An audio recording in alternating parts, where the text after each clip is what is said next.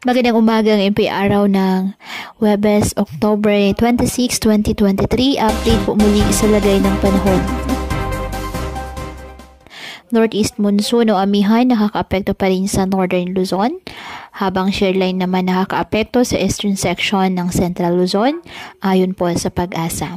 Samantala, isang cloud cluster ang minomonitor sa labas po ng ating Philippine Area of Responsibility. At patuloy natin na i-monitor dahil ayon sa Pag-asa, may posibilidad ito na maging low pressure area sa mga susunod na araw at unti-unti itong lalapit sa atin pong Philippine Area of Responsibility at may tsansang pumasok. At magpapaulan sa silangang bahagi ng ating bansa, particular po sa Visayas at Mindanao area. Ngayong araw, dahil po sa shoreline, asahan na maulap na halangitan na may kalat-kalat na pag-ulan at thunderstorms sa Isabela at Aurora.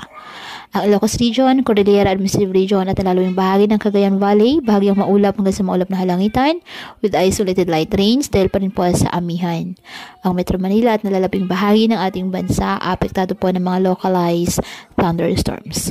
Kaya patuloy po na pinag-iingat ang ating mga kababayan sa banta po ng mga pagbaha or landslide, lalo na kapag may malalakas na ulan, at ugaliin po na magdala palagi ng payong o kahit anong panangga sa ulan kapag lalabas ng ating mga tahanan. At yan po muna ang update sa lagay ng panahon ngayong araw. Muli patuloy po tayo na mag-ingat at palaging tandaan, God loves you. Stay safe and God bless.